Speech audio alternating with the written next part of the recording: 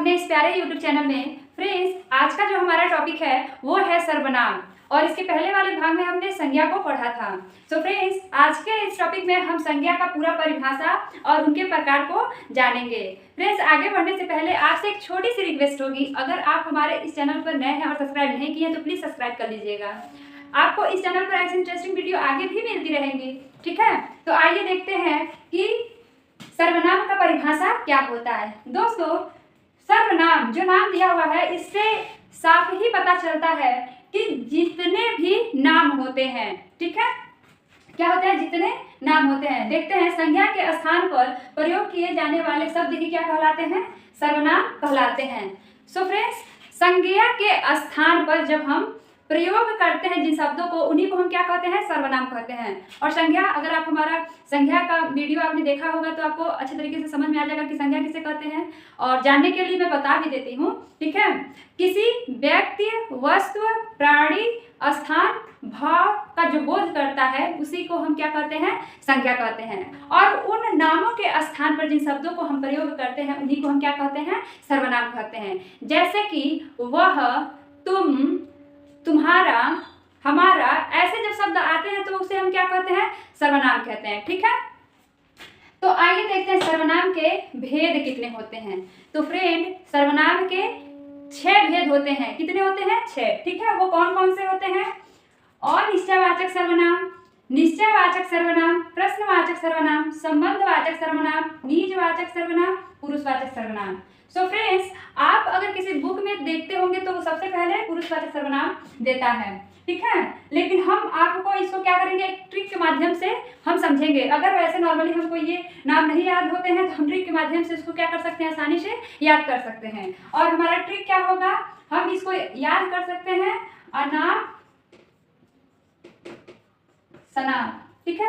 इस ट्रिक के माध्यम से हम इसको क्या कर सकते हैं, याद कर सकते हैं। अगर हम ये भी याद कर लेते हैं और हम इसको क्या कर सकते हैं, आसानी से याद कर लेंगे। जैसे कि अ से अनिश्चयवाचक सर्वनाम, ना से निश्चयवाचक सर्वनाम, प से प्रश्नवाचक सर्वनाम, स से संबंधवाचक सर्वनाम, ना से निजवाचक सर्वनाम और प से पुरुषवाचक सर्वनाम होते हैं, ठीक है फ्रेंड। तो हम इस ट्रिक के माध्यम से भी हम क्या कर सकते हैं, सर्वनाम को अच्छे तरीके से उनके भेद को याद कर सकते हैं। तो फ्रेंड, हम एक एक भाग को जानेंगे कि अनिश्चयवाचक सर्वनाम क्या होता है, निश्चयवाचक सर्वनाम क्या होता है, इनके परिभाषा के साथ हम इनको जानेंगे, ठीक है, ताकि हमको क्या हो, बेहतर तरीके से समझ में आ जाए और हमें भूले ना, ठीक है। सो फ्रेंड्स, सबसे पहला हमारा है अनिश्चयवाचक सर्वनाम। क्या है, अनिश्चयवाचक सर्वनाम। आइए देखते हैं कि अनिश्चयवाचक सर्वनाम किसे कहते हैं। तो सबसे पहले हम परिभाषा देखेंगे, वह सर्वनाम शब्द जिससे किसी निश्चित व्यक्ति या वस्तु का बोध नहीं होता है तो उसे क्या कहते हैं, अनिश्चयवाचक सर्वनाम कहते हैं। अनिश्चय का जो नाम दिया है, इससे हमको क्या बोध होता है कि जो फिक्स ना हो, निश्चित ना हो, उसे क्या कहेंगे, अनिश्चयवाचक सर्वनाम कहेंगे। जैसे उदाहरण हम देख लेते हैं, कोई आ रहा है, दूध में कुछ गिर गया है, तो ये क्या है, अनिश्चयवाचक सर्वनाम है, ठीक है, क्योंकि हमें पता ही नहीं है कि दूध में क्या गिरा है और कौन आ रहा है, ठीक है। तो ये क्या होगा, हमारा अनिश्चित वाचक सर्वनाम होगा, ठीक है। जैसे कि अगर एक उदाहरण के साथ हम और समझ सकते हैं कि अगर हम रूम में बैठे हुए हैं, दरवाजे पर आकर किसी ने क्या किया, नॉक किया, तो हम क्या कहते हैं, देखो दरवाजे पर कोई आया है। हम क्या बोलते हैं, देखो दरवाजे पर कोई आया है। हमें पता ही नहीं है कि दरवाजे पर कौन है, लेकिन जैसे ही हम दरवाजा खोलें तो हमें क्या पता चला कि यह तो मेरी फ्रेंड शीतल है या ये तो मेरी फ्रेंड सीता है। तो हम तब क्या जानते हैं कि उसको एग्जैक्ट जब हम जान जाते हैं तब वो क्या हो जाता है, निश्चित हो जाता है। उसके पहले क्या है, रहता है, अनिश्चयवाचक सर्वनाम रहता है, ठीक है। तो अब जानेंगे हम, देखिए, निश्चयवाचक सर्वनाम, ये अनिश्चयवाचक सर्वनाम हो गया और ये निश्चयवाचक सर्वनाम हो गया, ठीक है। इन दोनों में क्या है, थोड़ा सा बस डिफरेंट है, इसमें अनिश्चित था, इसमें निश्चित होगा, ठीक है।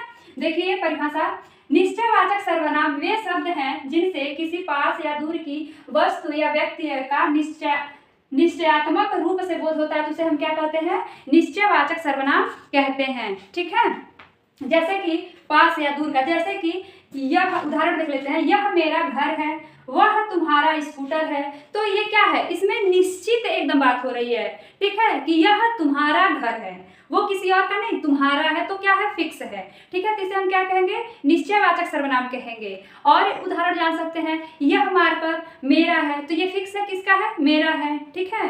तो इसे हम क्या कहेंगे, निश्चयवाचक सर्वनाम कहेंगे, ठीक है फ्रेंड्स। इसमें अनिश्चयवाचक हो गया और ये निश्चयवाचक हो गया, थोड़ा सा डिफरेंट, इसमें अनिश्चित होगा और इसमें क्या होगा, निश्चित होगा। इसमें फिक्स होगा और इसमें चीजें फिक्स नहीं होगी, ठीक है फ्रेंड्स। तो आइए अब थर्ड नंबर देखते हैं हम अपना। तीसरा नंबर हमारा है प्रश्नवाचक सर्वनाम। क्या है, प्रश्नवाचक सर्वनाम है। तो आइए देखते हैं प्रश्नवाचक सर्वनाम क्या होता है, उसका परिभाषा देख लेते हैं। जो सर्वनाम किसी व्यक्ति या वस्तु हेतु प्रश्न पूछने के लिए प्रयोग किए जाते हैं, उन्हें क्या कहते हैं, प्रश्नवाचक सर्वनाम कहते हैं। जब हम प्रश्न किसी से पूछते हैं और हमारा प्रश्न क्या होता है, जैसे कि कौन, कहाँ, कैसे, क्या, ठीक है, तो ये शब्द जो हमारा होता है वही हमारा क्या होता है, प्रश्नवाचक होता है, ठीक है। जैसे उदाहरण देख लेते हैं, तुम क्या लिख रहे हो, तो हम किसी से क्या कर रहे हैं, प्रश्न कर रहे हैं ना, तुम क्या लिख रहे हो, ठीक है। दूसरा देख लेते हैं, घर पर कौन आया है, ये भी क्या, घर पे कौन आया है। तुम कहाँ जा रहे हो, तुम किससे बात कर रहे हो। ऐसे जब हम क्वेश्चन किसी से करते हैं तो वही हमारा क्या कहलाता है, प्रश्नवाचक सर्वनाम कहलाता है, ठीक है। अब देखेंगे हम संबंधवाचक सर्वनाम क्या होता है, ठीक है। तो संबंधवाचक सर्वनाम में आइए हम देखते हैं कि उसका परिभाषा क्या होता है। वे सर्वनाम शब्द जिनसे परस्पर संबंध का बोध होता है, तो क्या होता है, संबंधवाचक सर्वनाम वह कहलाता है, ठीक है। जैसे उदाहरण देख लेते हैं, जो पढ़ेगा सो पास होगा। इस पहले सेंटेंस का संबंध दूसरे सेंटेंस से आप देख सकते हैं इसमें है, ठीक है। और जो करेगा वह भरेगा, इसमें भी पहले जो वाक्य दिए हैं और दूसरे वाक्य से क्या है, उनका संबंध स्थापित कर रहा है। जिसकी, जैसे कि ये क्या करें, जिसकी लाठी उसी की भैंस, ऐसे करके जब आता है, एक जो हमारा वाक्य होता है दूसरे वाक्य से जब संबंध रखता है तो उसे हम क्या कहते हैं, संबंधवाचक सर्वनाम कहते हैं, ठीक है। पांचवा नंबर हमारा है निजवाचक सर्वनाम। तो आइए फ्रेंड्स जानते हैं हम निजवाचक सर्वनाम किसे कहते हैं, ठीक है। वे सर्वनाम शब्द जिससे अपनेपन की भावना प्रकट होती है तो उसे क्या कहते हैं, निजवाचक सर्वनाम कहते हैं, ठीक है फ्रेंड्स। देखते हैं उदाहरण, यह पत्र मैंने स्वयं लिखा है, राम अपना खेत खुद जोत रहा है, सीता अपना स्कूल वर्क खुद लिख रही है। जब ऐसे शब्द आते हैं तो उन्हें हम क्या कहेंगे, निजवाचक सर्वनाम कहेंगे, ठीक है।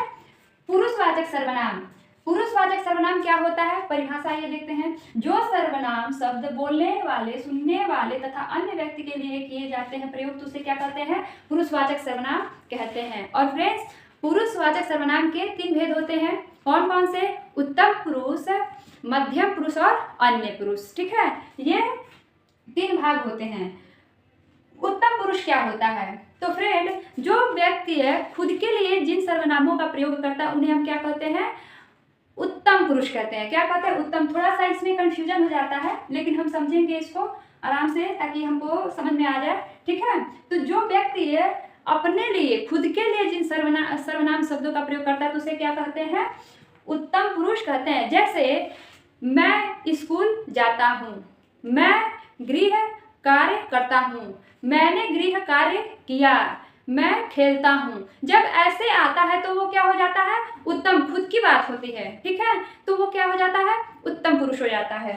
अब मध्यम पुरुष क्या होता है, तो मध्यम पुरुष में जब हम किसी दूसरे पर्सन की बात करते हैं, किसी दूसरे व्यक्ति की बात करते हैं, ठीक है, तो वो क्या हो जाता है, मध्यम पुरुष हो जाता है। जैसे आप कहाँ जा रहे हैं, आप कहाँ से आए हैं, आपका क्या नाम है। तो जब हम किसी दूसरे पर्सन से बात करते हैं तो वो हम प्रथम हो गए और जिससे हम बात कर रहे हैं वो क्या हो गए, मध्यम हो गए। हम उत्तम हो गए, वो क्या हो गए, मध्यम हो गए, ठीक है। यहाँ तक तो समझ में आ गया।